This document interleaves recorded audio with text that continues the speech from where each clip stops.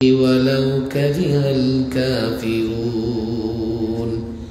صدق الله مولانا العظيم শাহবাগ জামিয়া মাদানিয়া কাসিমুল উলুম জকিগঞ্জ সিলেটের উদ্যোগে আয়োজিত 51তম ওয়াজ মাহফিলের মোহতারাম সভাপতি মণ্ডলী, আমন্ত্রিত বিদেশি মেহমান বৃন্দ, আমন্ত্রিত ওলামায়ে কেরাম, মাদ্রাসার পরিচালক, আজকের এই বিশাল আয়োজনের আহ্বায়ক, মাদ্রাসার আসাতিজে কেরাম, ছাত্র ভাইয়েরা এবং দিন প্রিয়, ইসলাম প্রিয় যুব সমাজ, মুসল্লি বৃন্দ, রাত অনেক হয়ে গেছে আর আপনাদের হাব ভাব মনোভাব দেখে বোঝাই যাচ্ছে যে এখন বসে থাকাটা বড় কষ্টকর। এক তো আজকের শীত, আমি জানি না যে কোনো দিনের তুলনায় শীতটা বেশি না কম, তবে যথেষ্ট শীত আছে। দ্বিতীয়ত রাতও অনেক হয়েছে। তৃতীয়ত আমার মনে হয় না আমার পরে আর কোনো আলোচক আছে, আমি শেষ। সব মিলিয়ে একটা কষ্টকর অবস্থার সমাপ্তির পথে। আমিও লম্বা সফর করে এসেছি। দীর্ঘ সময় বক্তৃতা করতে পারবো না, আর দীর্ঘ সময় বক্তৃতা শোনার মতো ইচ্ছাও আপনাদের নাই। যারা আছে ছাত্র ভাইরাই মনে হয় খুব বেশি আছে। কত 20 মিনিট, 22 মিনিট, 25 মিনিট, ওই দুই একজন সারা রাতও আছে। যারা বসে আছেন তাদের কথা গ্রহণযোগ্য হবে না। যারা দাঁড়িয়ে আছেন বলেন 20 মিনিট ঠিক আছে না? যারা দাঁড়িয়ে আছেন কয় ঘন্টা, কোন নিয়তে দাঁড়ায় আছেন যে ওয়াজ চলবে একজন একজন করে চলে যাবেন? আবার বলে 1 ঘন্টা। যতক্ষণ চান ততক্ষণই চলবে, তবে ভিতরে চলে আসতে হবে। বাইরে থাকলে একটু পরপর শয়তান এক একজনের ছো মাইরা নিয়ে যাবে। কথা ঠিক না বেটে? শয়তানের হাতে যাবেন না রহমতের কোলে থাকবেন? এবার দেখবো কোনটা সিদ্ধান্ত নেয়। শয়তানের হাতে যাবেন না রহমতের কোলে থাকবেন? তাহলে আসেন আসেন, ভেতরে আসেন। বাইরে থাকলে শয়তান আপনাদের খেলাধুলা করবে। যুবকরা আসো, এই জেন্টলম্যান যুবক, দেখতে একটা র্যাবের মতো দেখা যায়। যদি চেহারা ডাকলে এগুলো মুজাহিদ হয়ে যাইত। হয়েছে যশোর এক মাদ্রাসায়, ছেলেরা রুমাল দিয়া চেহারা ঢাইকা খেলনার বন্দুক নিয়ে দৌড়াইতেছে, আর আমেরিকায় দিল্লিতে বসে আছে। মূর্তি পূজারীদের ঘুম হারাম হয়ে গেছে। মিডিয়া হায় হায় বাংলাদেশ আমাদের একেবারে কাছে, যশোর কি হচ্ছে খবর রাখা চাই। ছেলেরা ওই যে মাঝে মধ্যে অনুষ্ঠানে নানা রকমের সাজে না, এটাকে শুধু আমরা সাজি। স্কুল কলেজের অনুষ্ঠানে যেমন খুশি তেমন সাজো, এই ধরনের ইভেন্ট, এই ধরনের খেলাধুলা আছে না নাই? বর কনে সাজে, সাজে কি সাজে না? একজন বর হয়, একজন কনে হয়, আবার একজন কৃষক হয়, একজন মুক্তিযোদ্ধা হয়, একজন মালি মাল্লা হয়। আছে না নাই? তোমরা কি মনে করো তোমরা যা সাজবা আমরাও তা সাজো? আমাদের ছেলেরা আমাদের ছেলেদের মতো করে সাজছে, তোমাদের সমস্যা কি? তোমাদের সমস্যাটা এই জায়গায়, তোমাদের সমস্যাটা এই জায়গায়, তোমরা আসলে আমাদের নাম শুনলে তোমাদের কাপড় নষ্ট হয়ে যায়। হবে না কেন? আমরাই তো চালাইছি ভারত। শুধু মোগল শাসকরা 400 বছর ভারত শাসন করছে। আজকে যখন মোদি বলে যে বাংলাদেশিদের ডিটেনশন ক্যাম্পে নিয়ে যাও, ওরা ডিটেনশন ক্যাম্প বানাইছে, ওখানে বাংলাদেশিদের নিয়ে যাবে। আবার নাগরিকত্বের আইন করে অনেক মুসলমানকে ভারত ছাড়া করবার ষড়যন্ত্র করেছে। তখন আমার খুব হাসি পায়, আরে কসাই তুমি একবারও চিন্তা করে দেখো না, 10 ভাগ মুসলমান যদি 400 বছর শুধু একটা গোত্র ভারত শাসন করতে পারে, এখন বাংলাদেশে কত ভাগ মুসলমান, পাকিস্তানে কত মুসলমান, তোমার দেশে কত মুসলমান, আরে এই মুসলমানেরা যদি তাকবীর ধ্বনি দেয় হিন্দুত্ববাদের অস্তিত্ব শেষ হয়ে যাবে। কিছুটা হলেও জানে এই জন্যই ভয় পায়, কিছুটা হলেও জানে এই জন্য ভয় পায়। মোটামুটি তো চলে আসছে, দেখি এখনো কিছু যুবক আছে বলে হাড্ডিতে খুব শক্তি আছে। হুজুর হাড্ডি খুব শক্তিশালী, শয়তান টাইনাও সরাইতে পারবেন না। কথা ঠিক না বেঠিক? আরে শয়তান তোমার পা দিয়েই তোমারে শেষ করবে, শয়তান পা দিয়া তোমারে টানবে না। আস্তে আস্তে ঢুকে যাও যুবক, 10 মিনিট 20 মিনিট যতক্ষণ খুশি আসো। এই রাস্তাঘাটের দোকানপাটের লোকজন আছে না নাই? নিঃসন্দেহে থাকবে। লোকেরা কি এখন বাড়ি গিয়ে ঘুমায় যাবে না টেলিভিশন খুলে বসবে? রিমোট হাতে নিয়ে টেলিভিশন খুলে বসবে। আর মাশাআল্লাহ প্রত্যেক ঘরে ঘরেই তো লন্ডন আমেরিকা আছে, আবার বিশাল একটা টেলিভিশনও আছে। কথা ঠিক না বেঠিক? ধনী মানুষ তো এলাকার লোকজন, কেউ ঘুমাবে না। আমি অনুরোধ করব, আমার বক্তৃতা খুব কম হবে। রাস্তাঘাটে যারা আছে অন্তত যুবক একজনও রাস্তায় থাকতে পারবে না। আমি অনুরোধ করব, অনেক দোকানপাট দেখে এসছি, মেইন রোড থেকে নিয়ে এই মাদ্রাসার রাস্তা পর্যন্ত যারাই আছেন মাহফিল একদিনের, আমরা শেষ পর্যায়ে চলে এসেছি। সকাল থেকে তো মাহফিল চলতেছে, বিকাল 3টা থেকে রাত 11টা। ও আচ্ছা আচ্ছা, মাহফিলের তো মেয়াদ শেষ হয়ে গেছে দেখি। 3টা থেকে 11টা, এই জন্যই তো বাইরে দাঁড়ায় আছে যে হুজুর আপনারা কথা দিয়ে কথা রাখেন না। কথা দিয়ে কি রাখেন না? তো আপনিও তো কথা আমাদের রাখেন নাই। যদি 3টায় আইসা থাকেন তো চলে যান। কথা ঠিক না বেঠিক? আর 3টার পরে আসলে যত মিনিট পরে আসছেন অত মিনিট পরে যাবেন। দাওয়াত দিছি 3টা, আইসেন 4টায়, বাজে 11টা 12টায় যাবেন। কথা ঠিক না বেঠিক? এই যে এত বড় প্যান্ডেল, এত বড় আয়োজন, সৌদি আরব থেকে মেহমান চলে আসছে, তারপরে কোত্থেকে? লন্ডন থেকে মেহমান চলে আসছে। আমাদের মাওলানা কারি আব্দুল হাফিজ সাহেব এই যে এত মেহনত করছে, হিসাব করলে দেখা যাবে প্রত্যেকটা মিনিটে মিনিটে হাজার হাজার টাকা খরচ হয়েছে। তো আপনি যে 1 ঘন্টা দেরি করে আসলেন, যেই কয় টাকা খরচ হয়েছে, আর আপনি মাহফিলে আসেন জরিমানা দিবেন, তাইলে এখনই মাহফিল শেষ হয়ে যাবে। কথা ঠিক না বেঠিক? লম্বা আলোচনা আমি করব না। আমি গতবার এখানে আসছিলাম, তবে গতবার সম্ভবত মাদ্রাসার 50 সালা যেটাকে আমরা বলি, 50 লোকজনের ব্যাপক উপস্থিতি ছিল। এইবারও হয়তো বা ছিল। এক এক করে মেহমান বিদায় দিচ্ছে, লোকেরা থাকবে কেন? আমারে দেখতে আর কজন থাকবে? তবে ছাত্রদের বলি, দেখো আমি খুব হিসাবী মানুষ, মনে করতে পারো খুব বখিল মানুষ। ছাত্র জীবন থেকে 1 মিনিট সময় আমি কোথাও দেই না যেখানে আমার স্বার্থ নাই। 1 মিনিট সময়। আমার ওস্তাদরাও বলতো,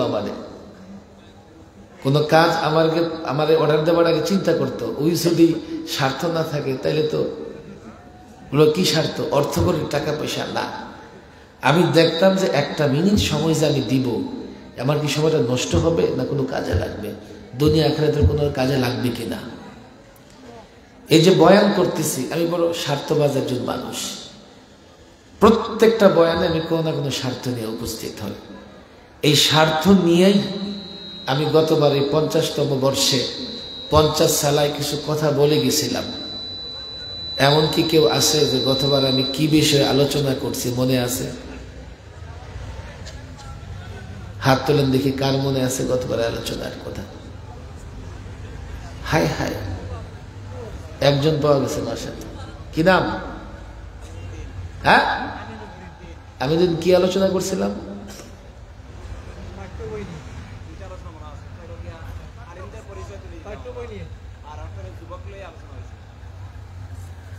আচ্ছা, আর কার মনে আছে গতবার যে আলোচনা হাত উঠায় 5টা বিষয় নিয়ে আলোচনা করছিলাম? মনে নেই, ভুলে গেছে। আয় হায় হায়, এ ওয়াজ শুনে লাভ কি? একদম মনে না রাখলে। ছাত্র যারা আছো শোনো, তোমাদের জন্য এটা সবক। এবার একেবারে সবক আকারে তোমাদের দিয়ে যাইতেছি। আগামী বছর যদি সবক না শোনাইতে পারো, 1 বছর সবক ইয়াদ থাকবে। কেন? তাকরার করবার চর্চা করবা। তাকরার চর্চা করে এই সবকটা মনে রাখবা, আগামী বছর আবার সবক দিতে হবে, না হলে কিন্তু শাস্তি আছে কপালে। মাহফিলে এমন কোনো বিষয় নিয়ে আমি কথা বলি না যেটা এক কান দিয়ে ঢুকাই আরেক কান দিয়ে বের করে দিবা, কারণ সময়ের তো মূল্য আছে। আমি পেঁচাল পেড়ে গেলাম আর তুমি কি করলা, এক কান দিয়ে দিয়ে আরেক কান দিয়ে বের করবে, আমারও লাভ নাই তোমারও লাভ নেই। বলবো যে আপনার লাভ আছে, লাভটা কি হাদিয়া পাবেন? আরে হাদিয়ার জন্য এই পর্যন্ত আসা লাগে? ঢাকা থেকে 400 কিলোমিটার সফর করে হাদিয়ার জন্য এই পর্যন্ত আসা লাগে? লালবাগ মাদ্রাসার অফিসে বসে হাদিয়া গ্রহণ করতে থাকলে বৎসরে বাড়ি গাড়ি হবে, এক একটা করে এক এক বৎসরে। আর যদি ফেসিবাদের সঙ্গে পেছন দিয়া একটু আতাত করা যাইত, সাদের দেশে বাড়ি করা যাইত। অথচ 16টা বৎসর তিনবার আমার জেলখানায় বন্দি রাখছে, তিনবার। সর্বশেষ 2.5 বৎসর 1.25 মাস আমি রিমান্ডে ছিলাম। আমি এগুলো ভুলে গেছি, আসলে কাউকে বলি না। আজকে সকাল 10টায় যে আমার দেশ পত্রিকা ফিরে আসছে না, আমার দেশ পত্রিকা ফিরে আসছে, ওরা বলে যে আপনি তো লম্বা সময় জেল জুলুম সহ্য করছেন, আপনি আমাদেরকে একটা সাক্ষাৎকার দেন। তো সাক্ষাৎকার দিতে গিয়ে আমার মনে পড়ছে যে রিমান্ডে ওরা আমার কত কষ্ট দিছে। আমি বলাই ছেড়ে দিয়েছিলাম, গত 16 বৎসর তারা সবচাইতে বেশি জুলুম করছে আলেমদের উপরে। পতনটা হয়েছে কেমন? 53 বছরের বাংলাদেশে ক্ষমতা ছেড়ে কাউকে দেশ ছাড়তে হয় নাই, আর তারা ক্ষমতা ছেড়ে এক মুহূর্ত দেশে থাকতে পারে নাই, দেশ ছেড়ে পালাতে বাধ্য হয়েছে। ভাই কাজ করেছো তোমরা এমন, যেমন কর্ম তেমন ফল। আমরা না প্রতিহিংসায় বিশ্বাসী, আমরা না প্রতিশোধে বিশ্বাসী, কাজই করেছো এমন। আলেমদেরকে জেলে ভরে তারা মনে করেছে তারা নিরাপদ, অথচ আলেমদের জন্য 4 লক্ষ মসজিদে, কোন মসজিদে সশব্দে, কোন মসজিদে বিনা শব্দে, কোন মসজিদে বাংলায়, কোন মসজিদে আরবিতে, প্রত্যেকটা ইমাম 4 লক্ষ মসজিদ থেকে আলেমদের জন্য দোয়া হয়েছে। আর জনগণ ইমাম সাহেবের চেহারা দেখে বুঝে গেছে যে ইমাম সাহেব কষ্টে আছে, যেহেতু আলেমদের গ্রেফতার করেছে।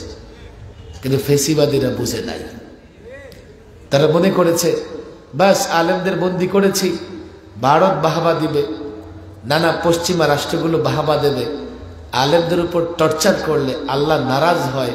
তারা তা বুঝতে পারে নাই। আজকে তারা ফিরে আসার চেষ্টা করতেছে, কখনো ট্রাম্পের ছবি লাগাইয়া, আবার কখনো ইসকনের উপর ভর করে। কেমনে ফিরে আসবা? তোমাদের পতন হয়েছে খোদাই গজবে, আল্লাহর গজবে তোমাদের পতন হয়েছে। আল্লাহর গজবে যাদের পতন হয় তারা ফিরে আসতে পারে না।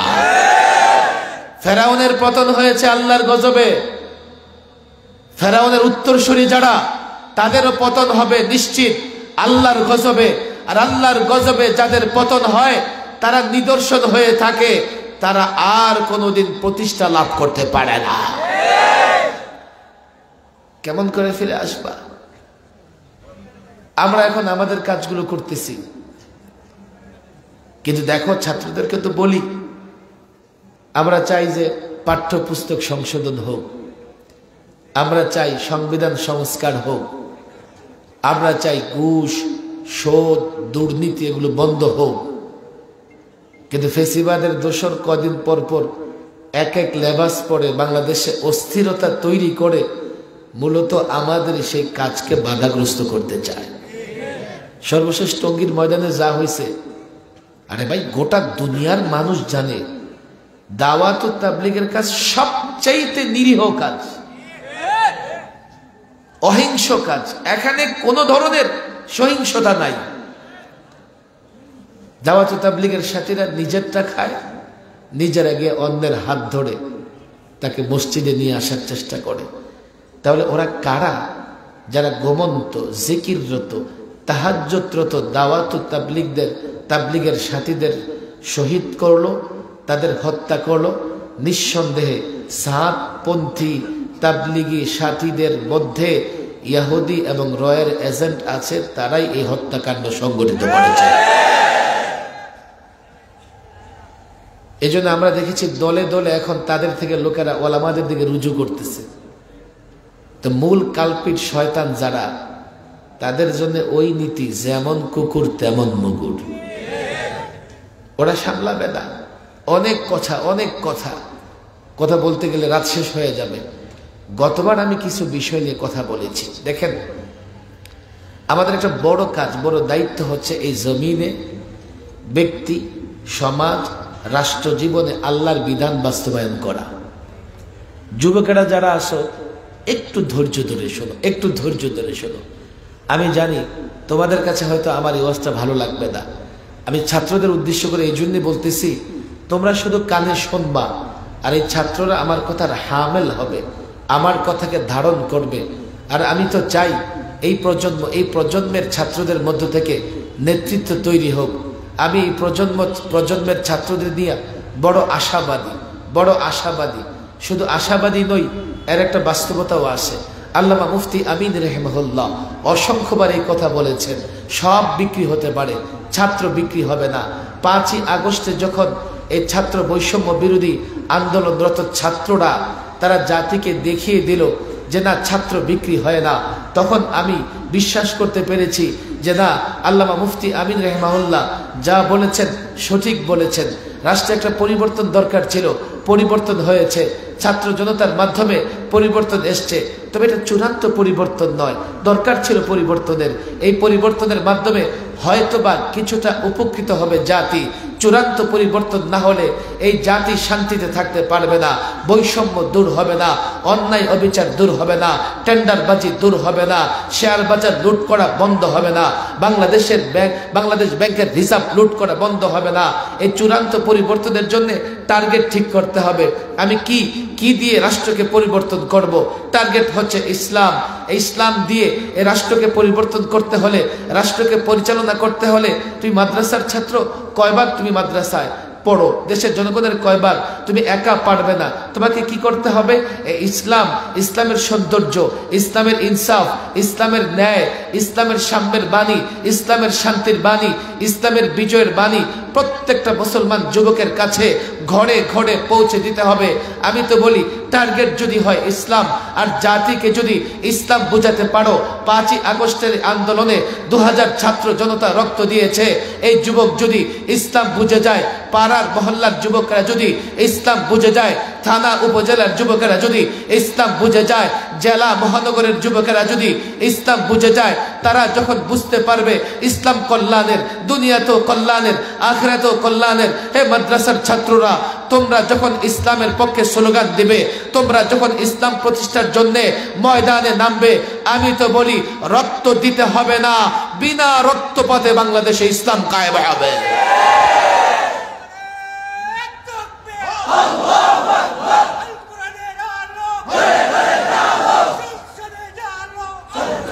ব্যাপারটা হচ্ছে কি, এই যে যুবকরা আছে না এখানে, আমি যদি ইসলামের কথা বলি তো মনে করবে এটা মৌলভী সাহেবদের।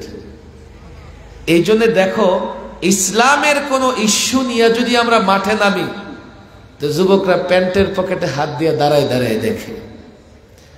আবার প্রচলিত কোন রাজনীতিতে 2 গ্রুপ মারামারি লাগায় দাও, 2-4 মিনিটে 10 জন আহত, 10 জন নিহত করে ফেলবে।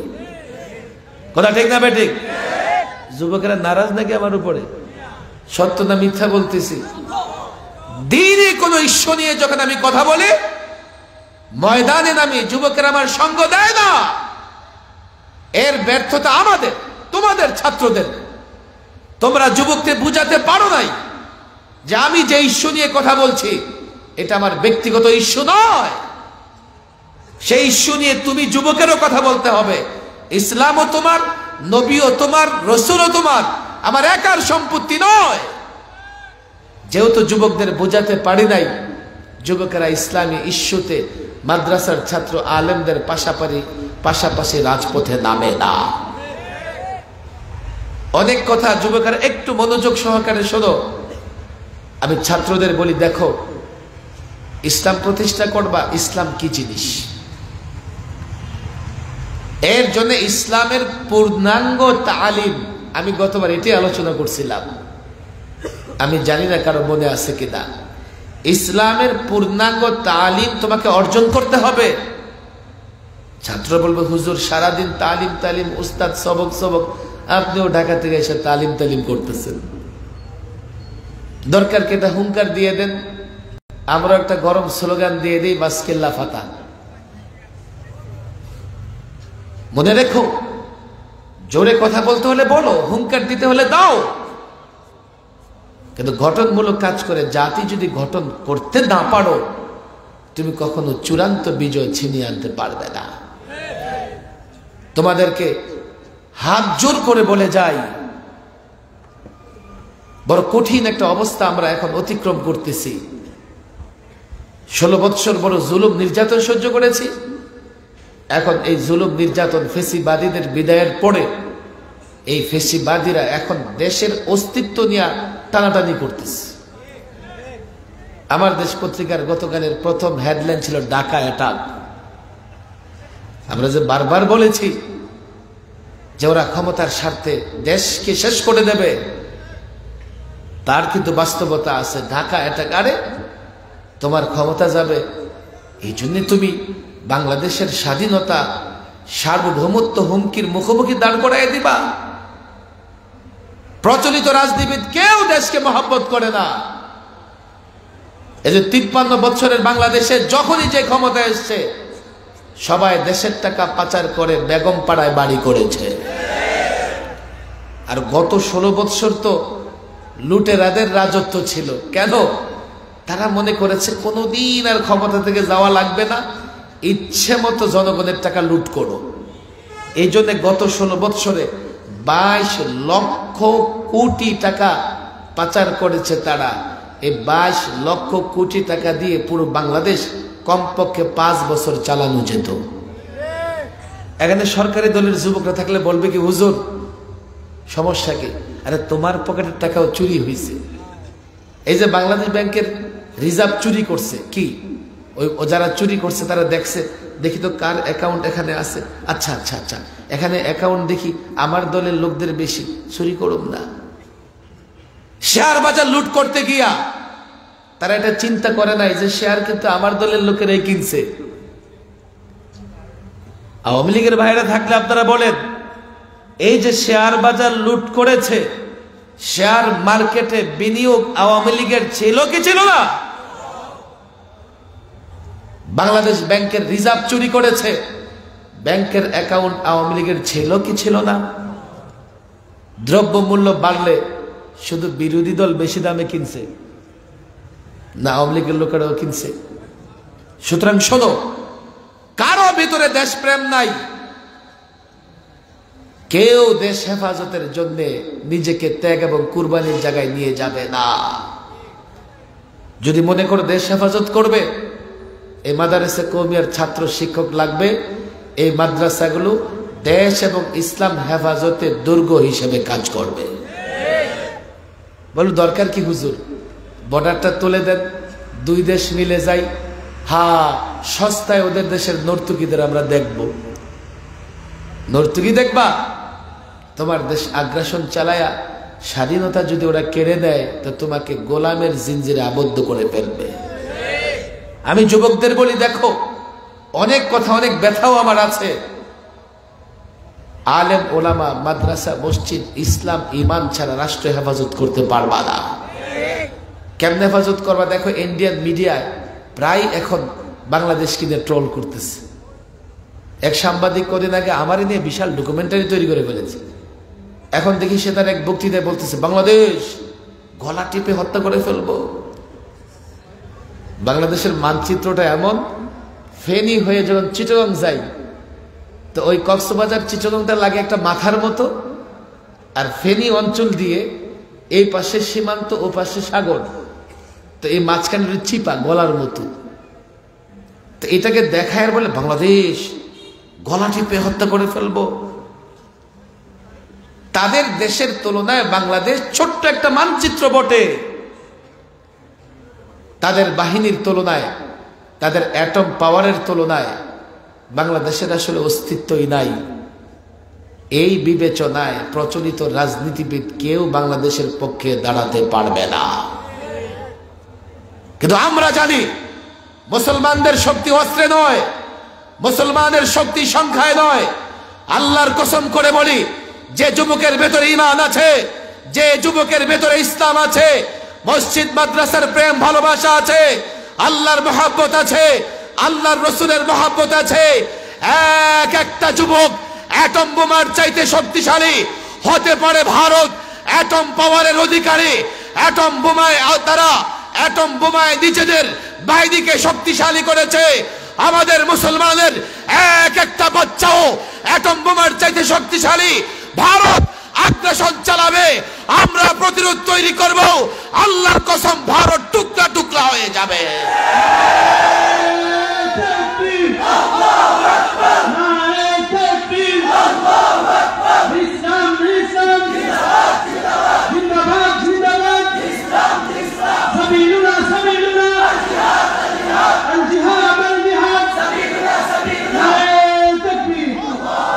রাত অনেক হয়ে গেছে, শক্তি ইসলাম।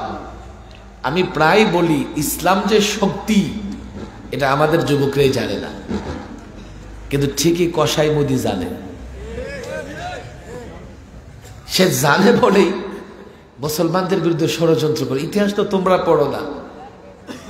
সে জানে যে একজন মোহাম্মদ বিন কাসিম, বয়স মাত্র 17, আরব থেকে এসে দিল্লিতে ইসলামের পতাকা উড্ডীন করেছে। যখনই 17 বছর 18 বছরের মাদ্রাসার ছেলেদের চেহারা দেখে তার কলিজা শুকায়া যায়। শুধু তার না, এদেশে তাদের যাদের এজেন্ট আছে তারাও মাদ্রাসার ছাত্র দেখলে তাদের কলিজায় পানি থাকে না। আল্লাহু আকবার স্লোগান শুনলে তাদের অন্তরাত্মা কেঁপে ওঠে। এই মুসলমান বুঝে না, ইসলাম ইজ দ্য পাওয়ার। তুমি ইসলাম ধরো, ইসলাম মানো, গোটা পৃথিবীর তাগুত তোমার মোকাবেলায় দাঁড়াতে পারবে না। ইসলামই তো আমরা বুঝি না। এই জন্য আমি গতবার বয়ানে যে কথাগুলো বলতে চেয়েছিলাম, ইসলামটাকে বুঝো, ইসলামটাকে জানো, পূর্ণাঙ্গ ইসলামকে জানো। আংশিক ট্রিটমেন্ট দিয়ে রোগী সুস্থ হয় না, বরং আংশিক অপারেশন করলে রোগী মারা যায়। অ্যান্টিবায়োটিকের কোর্স খতম না করলে অসুস্থ ব্যক্তি সুস্থ হয় না। ইসলামটাকে জানো, ভালো করে জানো। আমি যুবকদের বলি, তোমরাও জানো। না জানলে তোমরা ইসলামের ভয়ে ভীত থাকবা, ইসলাম ফোবিয়া। আর পশ্চিমারা চাচ্ছেই এটা, যে কি করে মুসলমানদের ভেতরে ইসলাম সম্পর্কে ভয় ঢুকাই দেওয়া যায়। ভয়ে মুসলমান মসজিদে যাবে না, ইসলামও চাইবে না। মনে করবে ইসলাম, তাহলে তো খাইছে কাজ। বেআইনের সঙ্গে সাক্ষাৎ করা যাবে না, চাচাতো বোন মামাতো বোনের দেখা যাবে না, ভাবিকে দেখা যাবে না, ইসলামে যাওয়া যাবে না। চুরি করলে হাত কেটে ফেলবে, জেনা করলে রজম করবে, ইসলামে যাওয়া যাবে না। এই ভয় যুবকদের ভিতরে পশ্চিমারা দিয়ে দিয়েছে। আমার মা বোনদের ভিতরে ভয় দিয়ে দিয়েছে পশ্চিমারা। আরে ইসলাম আসবে, যেমন আমাকে প্রশ্ন করতেছে, হুজুর ইসলাম আসলে কি নায়িকাদেরকে বোরকা পরায় অভিনয় করাবেন? আমি একবার RTV-তে টক শোতে গেছিলাম, একজন আমার প্রশ্ন করতেছে যে হুজুর আপনারা তো ক্ষমতায় আসলে নাটক সিনেমা থাকবে না, তো নায়ক নায়িকারা করবে কি, খাবে কি?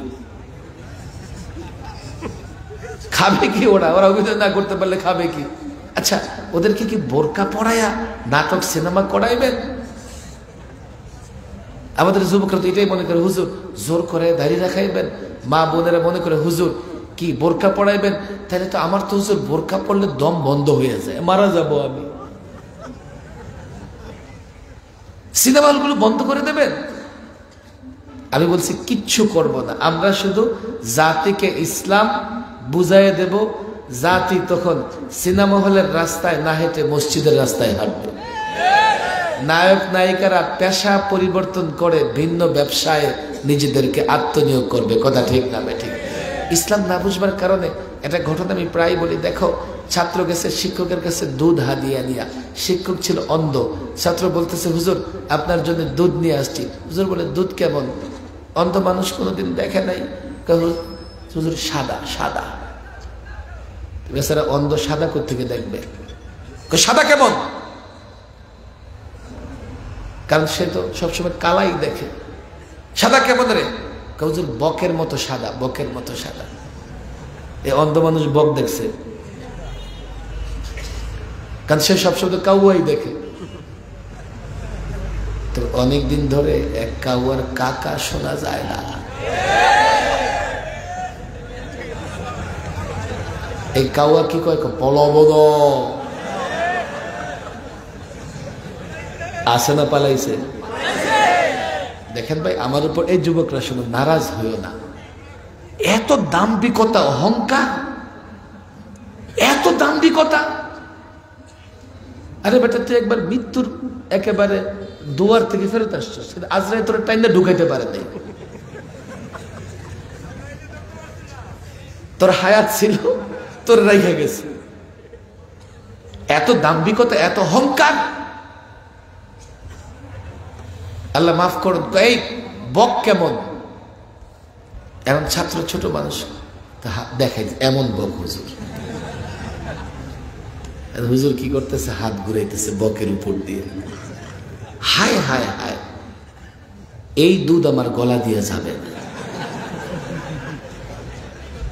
এই যে যুবকরা ইসলামের কথা কই দেখো, হুজুর এই ইসলাম আপনি মোল্লা বানাই ফেলবেন। আমি যুবকদের বলি, ছাত্রদের বলি, দেখো ইসলাম, পূর্ণাঙ্গ ইসলাম সম্পর্কে নিজের একটা ধারণা লাভ করো। জাতি তোমাদের পেছনে নামাজ আদায় করে, দেখো দেখো দেখো, তুমি যদি রুকু লম্বা করো, জাতি তোমার পেছনে কি করে? রুকু দিয়ে থাকে। সেজদা যদি 3টাও করো, জাতি কিন্তু নামাজ ছেড়ে পালায় না।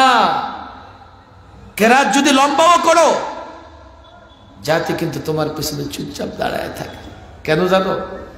জাতি বুঝতে পেরেছে ইমাম সাহেবের অনুসরণ না করলে নামাজ হবে না। কিন্তু এই লোকটাই মসজিদ থেকে বের হয়ে গিয়ে তোমার বিরুদ্ধে স্লোগান দেয়, সেকুলারিজমের স্লোগান দেয়, কয় ধর্ম যার যার উৎসব সভা। এই লোকটাই কিন্তু যখন 21-এ আমাকে গ্রেফতার করবার আগে আমার মহল্লার সরকার দলীয় নেতা একজন বলতেছে, হুজুর উপর থেকে অনেক চাপ। বললাম কিসের চাপ? আমরা কেন আপনার বিরুদ্ধে মিছিল বের করি না? আমি লালবাগ মাদ্রাসার পাশে একটা মসজিদে জুমা পড়াই। তাদের অফিস থেকে বলছে, হ্যাঁ স্বাগত সাহেব সরকারের বিরুদ্ধে এই সেই কথা বলে, তোমরা এলাকার মানুষ কি করো? তোমরা ওনার বিরুদ্ধে মিছিল বের করো। এই ছাত্র সমাজ আল্লাহ তাবারক ওয়া তাআলা লালবাগ এলাকাটাকে এতটা ইতমিনান এবং নিরাপত্তা দিছে, কোন আমলে আইয়ুব খান থেকে শুরু করে এই পর্যন্ত কেউ লালবাগ এলাকায় ইসলাম এবং মুসলমানদের উপরে আক্রমণ করতে পারে নাই। লালবাগের মাটি পর্যন্ত আল্লামা শামসুল হক ফরিদপুর রহিমুল্লাহর মেহনত, মুফতি দিন মোহাম্মদ খান সাহেবের মেহনত, হাফিজি হুজুরের মেহনত, মুহাদ্দিস হযরত মাওলানা হেদায়েতুল্লাহ খান সাহেবের মেহনত, আব্দুল মজিদ ঢাকুবি হুজুরের মেহনত, সর্বশেষ আল্লামা মুফতি আমিনীর চোখের পানি লালবাগ জমিনে এতটা পড়েছে, এই লালবাগের মানুষ কোনোদিন আলেম ওলামাদের বিরুদ্ধে যায় নাই। এই জন্য তারা তাদের পার্টির নেতা করে বলে দিছে, আপনারা যা খুশি করেন, আমাদের এই মহল্লা থেকে স্বাগত সাহেবের বিরুদ্ধে মিছিল বের করা সম্ভব না। বললাম করেন না, অসুবিধা কি? না হুজুর, আমরা বলে দিছি আপনার বিরুদ্ধে আমরা মিছিল করতে পারবো না। অনেক কথা দেখো, এগুলো এইভাবে হয় নাই। আমাদের বুজুর্গদের কর্মপদ্ধতি ছিল। আমি কথা রেকর্ড হচ্ছে, সব কথা বলাও যাবে না। ঢাকা শহর এমনিতেই, ঢাকা শহর ইসলামের জন্য আবাদ হয় নাই, উর্বর হয় নাই। এই ঢাকাতে 3 বুজুর্গ অনেক মেহনত করেছেন, শামসুল হক ফরিদপুর রহিমাহুল্লাহ, মোহাম্মদুল্লাহ হাফিজি হুজুর রহিমাহুল্লাহ, পীরজি হুজুর রহিমাহুল্লাহ। 3 বুজুর্গ ভারত থেকে বাংলাদেশে এসে ঢাকায় এত মেহনত করেছেন, আজকে ঢাকাতে তুমি বেদাতীদের মসজিদে খুঁজে পাইবা না। প্রায় 99.99 ভাগ মসজিদ আহলুস সুন্নাহ ওয়াল জামাতের দখলে। ইসলাম যদি জাতির সামনে তুলে ধরতে পারো, ইসলাম যদি জাতি বুঝে, আর যাই হোক কোনোদিন তোমার মুখোমুখি হবে না। এখন শিক্ষক হাত দেখে বলতেছে এই দুধ গলা দিয়া যাবে, দুধটা কি বকের মতো এমন? এই যুবকরা ইসলাম সম্পর্কে ভয় কাজ করে তাদের ভিতরে। প্রথম কথা হচ্ছে ইসলাম বুঝাও। যদি বুঝাইতে পারো, মসজিদের ভেতরেও যেভাবে তোমার অনুসরণ করে, রাজনীতিতে, সমাজে, দোকানে, অফিসেও তারা তোমার অনুসরণ করবে। এই যে লোকেরা তোমার অনুসরণ করছে না, এর দায় তোমার। তুমি এই লোকদের ইসলাম বুঝাতে পারো নাই। আমি এই যুবকদের বলবো, তোমরাও একটু বুঝো। ইসলাম তো আগে বুঝবার, প্র্যাকটিস করবার চেষ্টা করো। রেকর্ড হচ্ছে ফ্রান্স এবং জার্মানি, দুইটা রাষ্ট্র, যেই দুই রাষ্ট্রে গত দশকে সবচাইতে বেশি ইসলাম ফোবিয়া কাজ করেছে।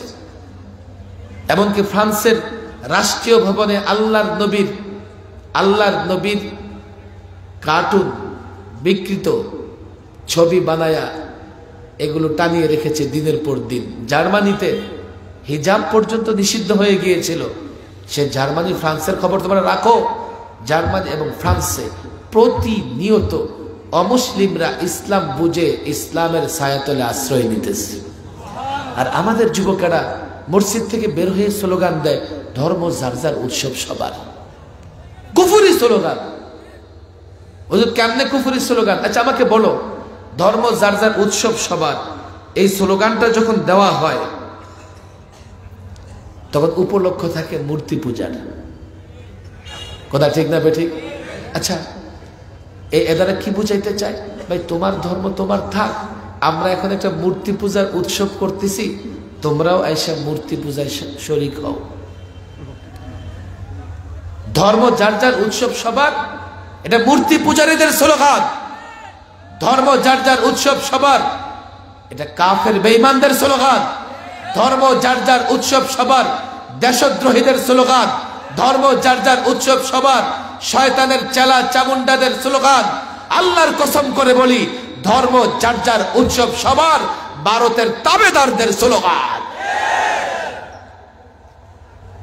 ঠিক আছে, যদি এটাই তোমরা মনে করো, কুরবানির মৌসুমে একটু স্লোগানটা দাও না। আমাদের সবচেয়ে বড় উৎসব কুরবানি, তো তখন তো এই স্লোগান দেও না যে ধর্ম যার যার, উৎসব সবার, আসো সবাই মিলে কুরবানি করি, গরু গোশত খাই। এই যুবকেরা, আমি আজকে রাত অনেক হয়ে গেছে, কোনোদিন যদি ছাত্রদের সামনে কথা বলার সুযোগ, বিস্তারিত বল। আজকে এতটুকু তোমরা আমার কাছে ওয়াদা করো, পূর্ণাঙ্গ ইসলাম জানবে। 1, 2, এই যুবকদের কাছে পূর্ণাঙ্গ ইসলাম পৌঁছাবে। কিভাবে পৌঁছাবে?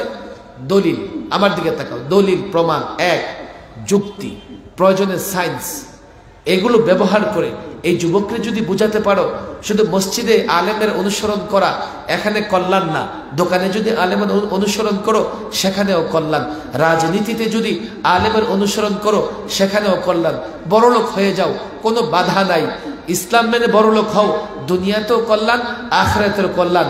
এই জাতিকে যদি বুঝাতে পারো, মসজিদে তোমার পেছনে যেভাবে ইক্তিদা করে নামাজ আদায় করে, পার্লামেন্টেও তোমার আদেশ ছাড়া এই জাতি চলবে না। গতবারের ওয়াজ এইবারই মনে রাখো নাই, আমি গতবার তো এবার আলোচনা করব না। এবার আমি ইজমালান তোমাদের বলে যাচ্ছি, ছাত্রদের বলে যাচ্ছি, এই যুবকেরা, ওদের কিছু আমানত আছে তোমাদের কাছে। কি আমানত জানো? তোমরা এই মাদ্রাসায় পড়ে পরোক্ষভাবে তাদের সঙ্গে ওয়াদাবদ্ধ হয়েছ, আপনারা মাদ্রাসার দেখাশোনা করবেন, আর্থিক অনুদান দিবেন, আর আমরা আপনাদের ঈমান আমল হেফাজত করব। বুঝো, এই ওয়াদা একটা প্রত্যক্ষ ওয়াদা জাতির সঙ্গে। এই জন্যই তো বাংলাদেশে 20,000 কওমি মাদ্রাসা সাধারণ মানুষের অনুদানে চলে। তারা মাদ্রাসা পরিচালনা করে, তোমাদের কাছ থেকে এটাই চায়, তোমরা তাদের ঈমান আমল হেফাজত করবা। এটা আমানত তাদের তোমাদের কাছে, তোমরা ইসলামের আমানত তাদের কাছে পৌঁছায় দাও। যদি না দিতে পারো, জাতির কাছ থেকেও প্রত্যাখ্যাত হবে, আল্লাহর কাছেও জবাব দিতে পারবে না। 1, ভালো করে দিন শিখো, ইসলাম শিখো। ইসলামের প্রচলিত বর্তমান সময়ের যত ধরনের সমস্যার সমাধান ইসলামে আছে না নাই? আমরা মানি তো, আছে না নাই? কিন্তু জাতি সেটা গ্রহণ করে না কেন? আমরা সমাধানগুলো জাতির সামনে পেশ করতে পারতেছি না, যার জন্য জাতি সেটা গ্রহণ করে না। এই জন্য প্রত্যেকে দায়ী হও, প্রত্যেকে দায়ী হও। ইসলামটাকে বুঝো এবং ইসলামটাকে ঠিক মতো জাতির কাছে পৌঁছানোর দায়িত্ব পালন করো। করবো তো ইনশাআল্লাহ। আর সবাইকে বলি, দেশ এবং ইসলামের ব্যাপারে আমরা সচেতন থাকব, সজাগ থাকব। যেইভাবে দেশ এবং ইসলামের বিরুদ্ধে ষড়যন্ত্র চলতেছে, কয়েকবার ঘোষণা করা হয়েছে যে আমি সংবিধান সংস্কারে কাজ করতেছি। দেখেন, এতদিন একটা কাজ হয়ে যেত। অন্তত আমাদের মূল যে একটা টার্গেট, যে বাংলাদেশের সংবিধানে কোনো ইজম থাকবে না। এই যুবকেরা শোনো, দুর্ভাগ্য হলো বাংলাদেশের সংবিধানের 4 মূলনীতি আছে। এটা এদেশের মানুষের বিশ্বাস, এদেশের মানুষের আবেদনের সঙ্গে যায় না। 72-এ সংবিধান প্রণয়ন করে হিন্দু রাষ্ট্রের 4 মূলনীতি, বাংলাদেশের সংবিধানের 4 মূলনীতি ঘোষণা করে দিয়েছে। 72-এর সংবিধান 69-এ এসে 5ম সংশোধনীর মাধ্যমে সেকুলারিজম বাদ দিয়া আল্লাহর উপর আস্থা বিশ্বাস নিয়ে এসেছে। 32 বছর বাংলাদেশের সংবিধানে আল্লাহর উপর আস্থা বিশ্বাস বিসমিল্লাহ ছিল। 2011-তে এই ফেসিবাদীরা, পলাতক সরকার 510 সংশোধনীর মাধ্যমে বিসমিল্লাহ বাদ দিয়েছে, আল্লাহর উপর আস্থা বাদ দিয়েছে। আমাদের টার্গেট ছিল এই ইজম থাকবে না। সংবিধানের একটা ইজম হচ্ছে সেকুলারিজম, আবার একটা আছে সোশ্যালিজম, আবার আছে ন্যাশনালিজম, আবার তারা বলে ডেমোক্রেসির কথা। প্রত্যেকটা মতবাদ আমার দেশের সংবিধানে মতবাদ একটাই থাকবে, ইসলাম। ইসলাম ছাড়া অন্য কোনো মতবাদ থাকতে পারবে না। আমাকে বলে কি, হুজুর অন্য ধর্মের লোকেরা কোথায় যাবে? আমি বললাম, তোমরা যখন দোয়েল পাখিরে জাতীয় পাখি ঘোষণা করছো, অন্য পাখি কোথায় গেছে? দেশে আছে না নাই? না বক এই কথা বলতেছে যে আমি দেখতে ধবধবে সাদা, আমারে জাতীয় পাখি ঘোষণা না করে দোয়েল পাখিরে জাতীয় পাখি ঘোষণা করছে, আর বাংলাদেশে থাকুন না। এই ঘোষণা বক দিয়েছে? ঠিকই কবুতর দিয়েছে না? কে দিয়েছে? ময়না দিয়েছে না ময়ূর পেখম ছড়ানো বন্ধ করে দিছে যে আমারে জাতীয় পাখি ঘোষণা করস নাই, যা আমি এখন থেকে পেখম ছাড়াবো না। জাতীয় ফল কাঁঠাল ঘোষণা করার পরে রাজশাহীর বাগানে আম উৎপাদন বন্ধ হয়ে গেছে কেন? ফজলি আম, এই আমগুলো কি আমরুপালি, ওরা একটু মাইন্ড করতে পারে নাই যে মাইন্ড করলাম আমরা থাকতে কাঁঠাল কেন জাতীয় ফল হবে, আজ থেকে উৎপাদন বন্ধ। তাহলে বলো, ইসলাম জাতীয় মর্যাদা পাবে, পেতেই পারে, 90% মুসলমানের ধর্ম। এর মানে অন্য ধর্মের লোকেরা দেশ ছেড়ে চলে যাবে আমরা কখনোই বলি নাই। তারা আমাদের কথার উল্টাপাল্টা ব্যাখ্যা করে নাস্তিক মোরতাদ বেঈমানদের আমাদের বিরুদ্ধে খেপিয়ে তোলে। আমরা এখন একটা কথা স্পষ্ট বলতেছি, সেকুলারিজম একটা ধর্মহীন নীতি। সেকুলারিজম থাকলে ইসলাম থাকতে পারে না। এই জন্য বাংলাদেশের সংবিধানে সেকুলারিজম থাকতে পারবে না। হুজুর সমস্যা কি? সমস্যা কি? ওরা একটা ব্যাখ্যা করে, সেকুলারিজম মানে আমার ধর্ম আমি, আপনার ধর্ম আপনি পালন করবেন, লাকুম দীনুকুম ওয়ালিয়া দিন, বুখারী শরীফের হাদিস। ওরা এই কথা বলে নাই, ছাত্ররা শোনে নাই, বক্তৃতায় কইছে এই কথা। ধর্ম নিরপেক্ষতার কথা আছে, কোথায় আছে? লাকুম দীনুকুম ওয়ালিয়া দিন, বুখারী শরীফের হাদিসে আছে। আবার ওরা বলে কি পড়ে? কোরআন শরীফ না পড়ে জায়নামাজ উঠায় না, আবার তাহাজ্জুদ পড়ে। আবার একজন আছে দৈনিক 70 রাকাত পড়ে। এক পীর মুরিদ পীরকে জিজ্ঞেস করতেছে, এই শোনো, পরে হাসো। তো মুরিদ পীরে বলতেছে, হুজুর আমি দৈনিক 100 বার আয়াতুল কুরসি পড়ি। পীর তো অবাক, আরে 5 ওয়াক্ত নামাজের পরে 5 বার আয়াতুল কুরসি পড়তে পারি না, তুমি 100 বার আয়াতুল কুরসি পড়ো, কেমনে পড়ো শোনাও দেখি। তো তসবিহ বের করে বলতেছে কি, কুরসি কুরসি কুরসি কুরসি। ওরা কোরআন শরীফ পড়ে, বুঝছেন না? তো সকালবেলা ঘুম থেকে ওইটা কুরসি কুরসি, চেয়ার চেয়ার, গদি গদি, আগে গদি বাঁচাও, গদি বাঁচাও, গদি বাঁচাও। ধর্ম নিরপেক্ষতা, আমি আজকে একটা প্রতিবন্ধকতার কথাই বলবো। ইসলাম প্রতিষ্ঠা করবা, আগে ধর্ম নিরপেক্ষতার বাধাকে অতিক্রম করতে হবে। ইসলাম প্রতিষ্ঠায় যত বাধা আছে এক একটাকে চিহ্নিত করে যদি অতিক্রম না করতে পারো, তো তোমার ইসলাম শুধু স্লোগানে থেকে যাবে, কোনোদিন রাষ্ট্রে তুমি ইসলাম প্রতিষ্ঠা করতে পারবা না। আজকে মৌলিক দুটা কথা বলছি, যুবকদের বলে যাই। এক, পরিপূর্ণ ইসলাম শিখবো তো ইনশাআল্লাহ। ছাত্রের হাত তুলে ওয়াদা করো, লম্বা ওয়াদা করো, সারাদিন তালিম করো, ঠিক আছে। পূর্ণাঙ্গ ইসলাম শিখবো তো ইনশাআল্লাহ, বলো শিখবো তো ইনশাআল্লাহ। এবং এই ইসলামকে যৌক্তিক জায়গা থেকে জাতির প্রত্যেকটা যুবকের কাছে পৌঁছাবো তো ইনশাআল্লাহ, পৌঁছাবো তো ইনশাআল্লাহ। যদি এই কাজ করতে পারো দেখো, তাহলে ইনশাআল্লাহ হয়তো খুব বেশি দিন নয়, দূরে নয়, যে আমরা দেখে যাব এদেশে কি হয়েছে, ইসলামের পতাকা পতপত করে উঠছে। এই শাহবাগ জামিয়া সিলেটের অন্যতম একটা জামিয়া, এবং মাওলানা কারি আব্দুল হাফিজ সাহেব, শুধু এদেশের অভিজ্ঞতা না, পুরো ইউরোপের অভিজ্ঞতা, ইউরোপে আলেমদের মুরব্বী। দেখো, একটা জজবা নিয়ে আমি এখানে আসছি, গতবারও এই জজবা নিয়ে আসছি। আমি চাই এই ছাত্রদের ভেতর থেকে রিজাল্ট তৈরি হোক, নেতৃত্ব তৈরি হোক। আমি প্রায় একটা কথা ছাত্রদের বলি, আগে মহাখালী ফ্লাইওভারে উঠলে আমি দেখতাম যে একটা বিশাল বিলবোর্ডে একটা স্লোগান একেবারে চাঁদের মতো, সূর্যের মতো ঝলঝল করতেছে। কি জানো সে স্লোগানটা কি? We are creating leadership, we are creating leadership. Bangla অর্থ হচ্ছে আমরা নেতৃত্ব তৈরি করি। আমার বড় কৌতূহল, আচ্ছা কারা নেতৃত্ব তৈরি করে? একদিন আমি সেখানে গিয়ে দেখি এটা আমেরিকান ইউনিভার্সিটির স্লোগান। তোর মনে মনে ভাবলাম, আসলে তোরা নেতৃত্ব তৈরি করস, না হলে কাগজের নোট ডলার দিয়া গোটা পৃথিবীর অর্থ ব্যবস্থা নিয়ন্ত্রণ করা সম্ভব হইতো না। ইউরোপও পারে নাই শেষ পর্যন্ত, ইউরো দিয়ে পারছে। ইউরোপ মনে করছে ডলারের এগেনিস্টে তারা ইউরোকে কি করবে, মধ্যস্থতাকারী হিসেবে, পারে নাই। আমেরিকা একটা রাষ্ট্র, কোথায় আমেরিকা?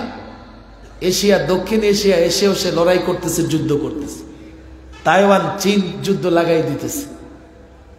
50টা রাষ্ট্রে আমেরিকান সোলজার যুদ্ধ করতেছে। তাদের স্লোগানের সাথে বাস্তবতা আছে, উই আর ক্রিয়েটিং লিডারশিপ। নেতৃত্ব তৈরি করতে না পারলে আমেরিকা গোটা পৃথিবীর রাজত্ব করতে পারতো না। তবে তাদের এই নেতৃত্বের বয়স খুব বেশি না, 100 বছর হয় নাই। সোভিয়েত ইউনিয়ন একযোগ নেতৃত্ব দিতে পারে নাই। ব্রিটিশরা 200 বছর নেতৃত্ব দিয়েছে, তবে কিছুদিন তাদের জয় ছিল, পরে ক্ষয় হয়ে গেছে। আজকে এমন হয়ে গেছে, ব্রিটেন কদিন আগে ভারত থেকে গেছে ইংল্যান্ডে, সে এখন ইংল্যান্ডের প্রধানমন্ত্রী। কদিন আগে পাকিস্তান থেকে গেছে স্কটল্যান্ডে, সে এখন স্কটল্যান্ডের প্রধানমন্ত্রী। আমি তো বলি, দেখো খুব বেশি দিন না, ব্রিটিশরা আমাদেরকে গোলামীর জিঞ্জিরে আবদ্ধ করে রেখেছে। এ ভারত থেকে, পাকিস্তান থেকে, বাংলাদেশ থেকে লোকেরা গিয়ে আবার সেই ব্রিটেন শাসন করবে। ইসলাম নেতৃত্ব তৈরি করে জানেই না ছেলেরা। ইসলাম নেতৃত্ব কিভাবে তৈরি করেছে? সে মক্কাতুল মুকাররমা থেকে মদিনা, গোটা পৃথিবী 1 বছর 2 বছর নয়, 1000 বছর, 56,000 বর্গ মাইলের বাংলাদেশ নয়, গোটা পৃথিবী নেতৃত্ব দিয়েছে 1000 বছর ইসলাম দিয়ে। তুমি কেন পারবে না? আমি কেন পারবো না? এই জন্যই পারবো না, আমরা ইসলাম বুঝি নাই। আমি তো বলি, ইসলাম বুঝো, ইসলাম ধরো, ইসলাম মানো, ইসলাম প্র্যাকটিস করো। 56,000 বর্গ মাইলের বাংলাদেশ নয়, গোটা পৃথিবীর রাজত্ব করবে। 5 বছরের জন্য নয়, মৃত্যু পর্যন্ত গোটা পৃথিবী শাসন করতে পারবে। আজকে তোমরা রাজত্ব করো, রাজত্ব চালাও, রাজনীতি করো, পশ্চিমাদের গোলামি করা ছাড়া রাজনীতি করতে পারো না। ইসলাম মেনে রাজনীতি করো, পশ্চিমারা তোমাদের গোলামি করবে। তোমাদের কাছে অনুরোধ, ইসলাম শেখো, জাতিকে ইসলাম বোঝাও। এই সবকটা তোমরা আজকে মনে রাখো। পূর্ণাঙ্গ ইসলাম শেখো, পূর্ণাঙ্গ ইসলাম জাতির কাছে পৌঁছে দাও। ইসলাম থাকলেই আমরা দেশটাকে হেফাজত করতে পারবো, ইসলাম না থাকলে আমরা দেশটাকে হেফাজত করতে পারবো না। কেন? ইসলাম তোমাকে শিক্ষা দেয় যে একটা শক্তি, পাওয়ার আছে, সে আল্লাহর শক্তি, আল্লাহর পাওয়ার। আর যদি বস্তু পূজারী হও, তোমার পাওয়ার হবে অস্ত্র, তোমার পাওয়ার হবে সংখ্যা। তুমি ভারতের তুলনায় সংখ্যা অস্ত্র দিয়ে লড়াই করবে, এটা একটা বোকাও এটা কখনো ভাববে না। কিন্তু ইসলাম দিয়ে যখন লড়াই করবে, এক একটা বাচ্চাই এক এক তাগুতি শক্তির মোকাবেলায় যথেষ্ট হয়ে যাবে। এই জন্য ইসলাম ধরো, ইসলাম মানো, ইসলাম বুঝো। আল্লাহ তাবারক ওয়া তাআলা তোমাদের কাছে যে প্রত্যাশার জায়গাটা আমি বলি, দেখো এই শাহবাগ মাদ্রাসা, আমাদের মাওলানা সাহেব লন্ডন আমেরিকা ওখানে গোটা দুনিয়া ঘুরেন, তোমরা এখান থেকে একটা এমন এক কাফেলা তৈরি হও, তোমরা দাওয়াতি কাজে মেহনত করবা, তোমরা সিয়াসি কাজেও মেহনত করবা, জিহাদের ময়দানে অগ্রসর হবা। আমি প্রায় লালবাগ জামিয়ার কথা বলি। ঢাকার লালবাগ জামিয়া কোন জামিয়া জানো? এখন দাওয়াত ও তাবলীগের কাজে কাকরাইলের আলেমদের দুজন মুরব্বী, মাওলানা জুবায়ের সাহেব, মাওলানা ওমর ফারুক সাহেব, দুজনই লালবাগ মাদ্রাসার ছাত্র। বাংলাদেশের রাজনীতির সূচনা লালবাগ থেকে। হাফিজ হুজুর রহিমাহুল্লাহ লালবাগ থেকে প্রেসিডেন্ট নির্বাচন করেছেন। তোমরা আজকে বলবা মাঠে ময়দানে যারা কাজ করে, শাইখুল হাদিস আল্লামা আজিজুল হক রহিমাহুল্লাহ, চরমনায়ের সৈয়দ ফজলুল করিম রহিমাহুল্লাহ, লালবাগের ছাত্র ছিলেন ফজলুল করিম সাহেব, আল্লামা মুফতি আমিন রহিমাহুল্লাহ। সিয়াসি ময়দানে, দাওয়াতি ময়দানে, জিহাদের ময়দানে, আন্দোলন সংগ্রামের ময়দানে লালবাগ জামিয়ার দীর্ঘদিন একটা অবদান ছিল। এই শাহবাগের ছাত্র, আমি তোমাদের বলি, দেখো নেতৃত্বের জায়গায় আসো, নিজেকে তৈরি করো, নিজেকে যোগ্য বানাও। এই জাতি এখন তোমাদের দিকে তাকিয়ে আছে। আজকে জাতি কোনো তন্ত্র মন্ত্র রাজনৈতিক দলের দিকে তাকিয়ে নয়। আজকে যেদিকে যাই লোকেরা বলে, হুজুর আপনারা দেশ চালাইতেছেন, ভালো আছে, চাঁদাবাজি নাই, পুলিশও এখন আর ঘুষ আর চায় না। অথচ আমরা কিন্তু ক্ষমতায় নাই। এতটুকু হয়েছে যে আমরা সরকারকে পরামর্শ দিতেছি। তাহলে যেদিন তোমরা ক্ষমতায় আসবে, সেদিন দেশের মানুষ ইসলামের সুশাসন কি জিনিস সেটা বুঝতে পারবে। জাতি তোমাদের উপর ভরসা রাখতে চায়। এবং তোমরা যদি ডিভাইস নিয়ে পড়ে থাকো, তোমরা যদি কাঁথা কম্বল নিয়ে পড়ে থাকো, জাতির প্রত্যাশা পূরণ করতে পারবে না। আমি আশা রাখি এই শাহবাগের ছাত্ররা নেতৃত্ব দিবে, তারা নেতৃত্ব শিখবে, তারা জাতিকে পথ দেখাবে। সেইভাবে তোমরা তৈরি হবে। আল্লাহ তাবারক ওয়া তাআলা তোমাদের তৈরি করুন, আমাদেরকেও দ্বীনের কাজে অগ্রণী ভূমিকা পালন করার তৌফিক দান করুন। আমাদের মুরব্বি উনি আসেন, দোয়া করে দেবেন ইনশাআল্লাহ। এরপরে আমরা উঠব। এই সারাদিন আমরা পরিশ্রম করছি, মজুরি না নিয়ে কেউ যাব না, শ্রম দিছি, পারিশ্রমিক নিয়ে যাব। দোয়া করে খুব সংক্ষিপ্ত সময়ের মধ্যে আমরা চলে যাব। আল্লাহ তাবারক ওয়া তাআলা তৌফিক দান করুন। ওমা তৌফিকি ইল্লা বিল্লাহ ওমা আলাইনা ইল্লাল বালাগ। মুসাফির, আপনি মুসাফিরের দোয়া কবুল। আর রাইট অনেক বেশি হয়ে গেছে, আপনারও অনেক তকলিফ, যেহেতু ইবা আজকে বাংলাদেশ সরকারের হাও মিটিং হাওগুলা শেষ করিয়া প্রধান উপদেষ্টার তাকে ধরিয়া বাকি সবর লোক মোলাকাত এটা যেগুলো খরচ হয় এগুলো তো করিয়া আইসেন। আর এখন আর আমরাও আজকের এই গৌরব খুশির ব্যাপার যে আমরা আজকে এত বড় বড় মদিনার শরীফত থাকি আইসেন, মদিনার হজরতরও বয়ান হয়েছে, এসার নামাজও পড়াইছেন। আর এখন আপনি মুসাফির, আপনি দোয়া করতাম, দোয়া করব আপনি দুরূদ শরীফ পড়ে, দুরূদ শরীফ পড়ে। اللهم انت السلام ومنك السلام تباركت يا ذا الجلال والإكرام. ربنا ظلمنا أنفسنا وإن لم تغفر لنا وترحمنا لنكونن من الخاسرين. ربنا لا تزغ قلوبنا بعد إذ هديتنا وهب لنا من لدنك رحمة إنك أنت الوهاب. يا الله يا أرحم الراحمين يا رب العالمين يا رب العرش العظيم يا ذا القوة المتين ইয়া আকরামাল আকরামিন। আল্লাহ তাবারক ওয়া তাআলা সেই বিকেল থেকে মধ্যরাত পর্যন্ত যারা মাহফিলে এসেছে, ওলামাদের জবান থেকে কোরআন সুন্নাহর আলোচনা শুনেছে, যারা আলোচনা করেছে, প্রত্যেককে তুমি দ্বীনের জন্য কবুল করে নাও।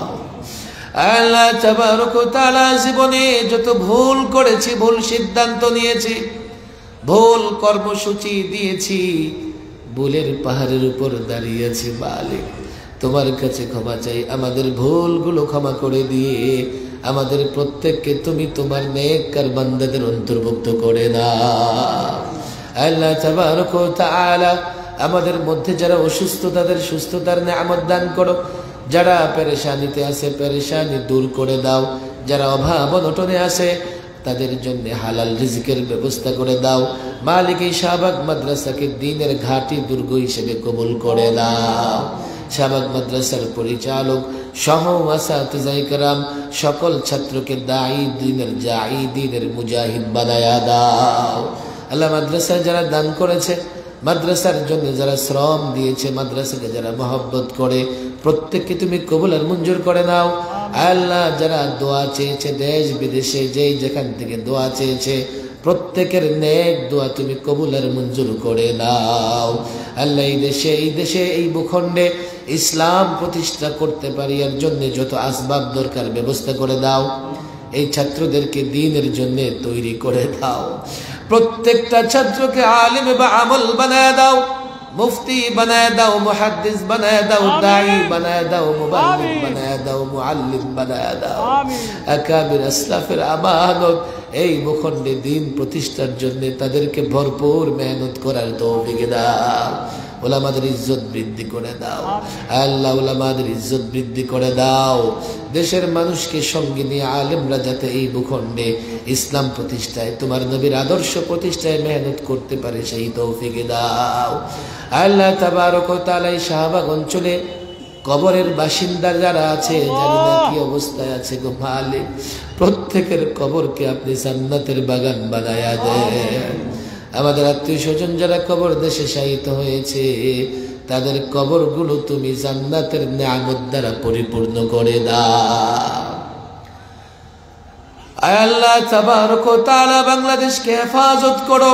আমিন। উগ্র হিন্দুত্ববাদী ইসকন যত ধরনের ফেসিবাদের দোসর আছে, সমস্ত ষড়যন্ত্র থেকে বাংলাদেশকে হেফাজত করো। বিশ্ব মুসলিমদের হেফাজত করো।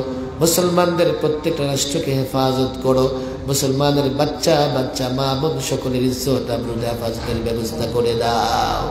রব্বানা আতিনা ফিদ দুনিয়া হাসানা ওয়া ফিল আখিরাতি হাসানা ওয়া কিনা আযাবান নার। সুবহান রাব্বিকা রাব্বিল ইজ্জাতি আম্মা ইয়াসিফুন ওয়া সালামুন আলাল মুরসালিন ওয়ালহামদুলিল্লাহি রাব্বিল আলামিন।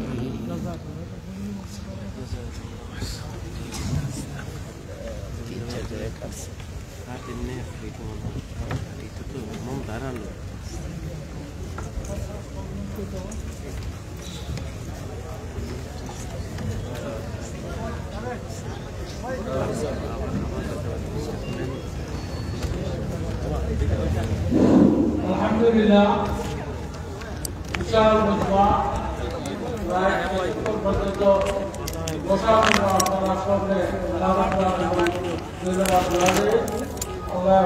এই আমাদের ইনশাআল্লাহ তুমি হায়াত বাকি থাকে। তো আগামী বছর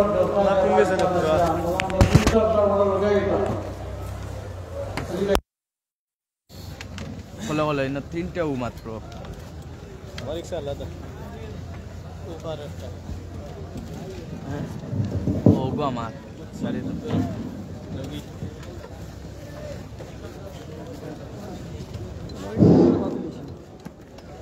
ইনশাআল্লাহ আগামী বছর 2025 29 ডিসেম্বর আমরা মাদ্রাসার বার্ষিক মাহফিল।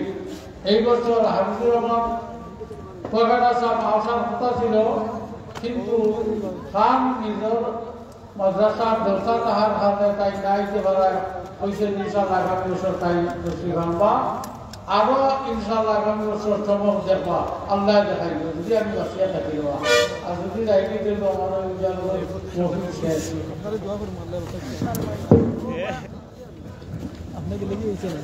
বিশেষ করিয়া দেশে বিদেশে প্রবাসী হতে অনেক ধরনের যেভাবে সাহায্য করেন আল্লাহর কাছে দোয়া করি আল্লাহ দুনিয়াতে সাহায্য হতো আখেরাতে সাহায্য হতো হাসপুর যে পাগড়ি দেওয়া হইল শাড়ি দেওয়া হইল সনদ দেওয়া হইল এইগুলো আমরা মাদ্রাসার অভিভাবক আল্লাহ আব্দুল মালিক কন্ট্রাক্টর সাহেবের মাধ্যমে এই পাগড়ি পুরস্কার এবং সনদ সার্টিফিকেট সব দেওয়া হইল আল্লাহ কবুল করুন তার এবং ওই মুক্তার সাহেব দেখবাকে বাড়ি তোমার ওই তো খাইল দাইতে কি আছে আইও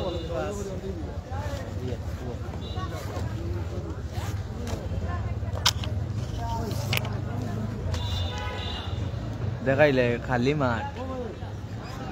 আসসালামু আলাইকুম ওয়া রাহমাতুল্লাহি ওয়া বারাকাতুহু।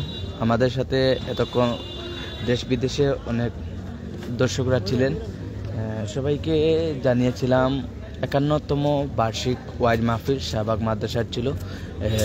শেষ মোনাজাত করেছিলেন আমাদের সবার পরিচিত সাকাত হোসেন রাজি, উনি করেছিলেন। ওনার দোয়ার মাধ্যমে আজকে শেষ হয়েছে। এখন পেন্ডাল সম্পূর্ণকালে আর একটু বললে আমরা লাইভটি কেটে দিচ্ছি। সবাই দোয়া করবেন আমরা যাতে এইরকম আপনাদেরকে উমর টিভি পেজের মাধ্যমে ভালো ভালো ভিডিও দেখাতে পারি, সেই জন্য সবাই দোয়া করবেন এবং সবাইকে ধন্যবাদ জানিয়ে আমরা এখান থেকে বিদায় নিচ্ছি। অন্যদিন অন্য কোথায় থেকে আবারও লাইভে যুক্ত হব। সবাই ভালো থাকেন। আসসালামু আলাইকুম ওয়া রাহমাতুল্লাহি ওয়া বারাকাতুহু।